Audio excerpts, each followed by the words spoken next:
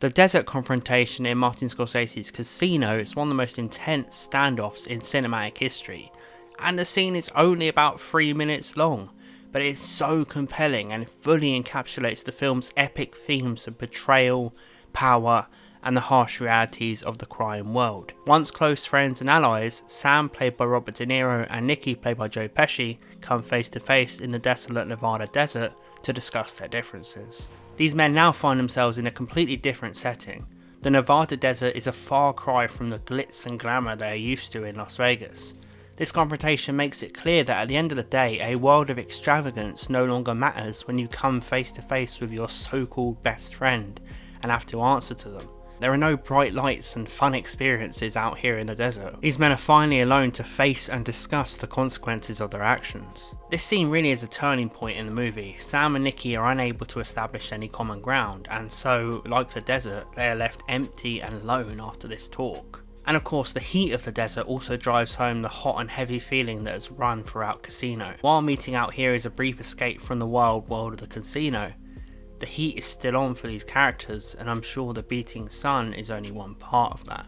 These two men are coming from completely different places. Sam represents the calculated, business-minded approach, and Nicky embodies the reckless, carefree, violent side of the mob. Their two worldviews clash brilliantly in this scene, and we have some first-class dialogue and performances. Words they exchange are sharp and memorable and filled with underlying threats, especially from Nicky, brilliantly played by Pesci. You said I'm bringing heat on you? I gotta listen to people because of your fucking shit? You're ordering me out? You better get your own fucking army, pal. Nicky's unpredictable nature is on full display, showcasing this character's willingness to threaten even his oldest friend if it means he can assert dominance. Sam's calmness in the face of danger, and in this case a nutter like Nicky shouting in his face, shows his strategic mindset.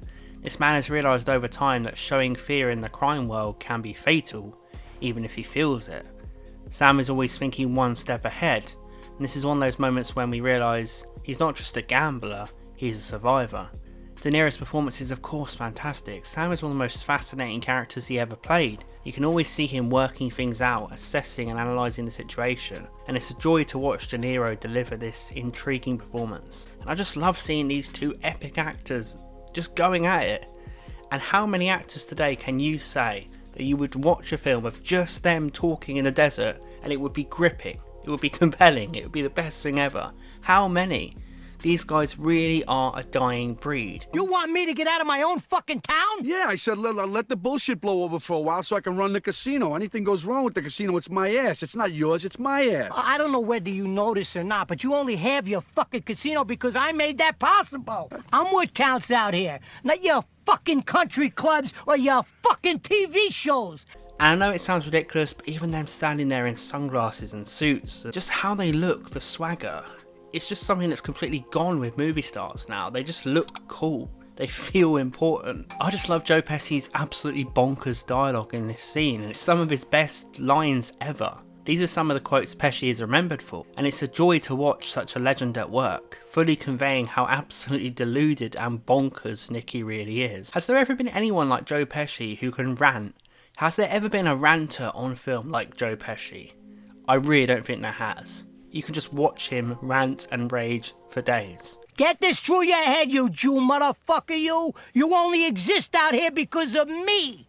That's the only reason. Without me, you, personally, every fucking wise guy still around, will take a piece of your fucking Jew ass! Then where you gonna go? Throughout the scene, Scorsese has somehow found a way to make these two strongmen figures appear finally vulnerable, putting them in a barren landscape that mirrors their emotional states. Both are lost and desperate, and are expressing this in deeply opposite ways. The stark silence of the desert is punctuated by the voices of the two men. The dialogue feels so important and imposing as it's literally the only thing we can hear, amplifying this sense of inescapable fate and confrontation between two men with a monumental issue. Martin Scorsese perfectly directs the scene with close-ups on the actors as they're going at it, as well as wide shots that show how alone the two men are in the middle of the desert. It's as if they're the only two men in the world, and for the purposes of this scene they might as well be. How about that wonderful shot when we see the reflection of Nicky's approaching car in Sam's sunglasses?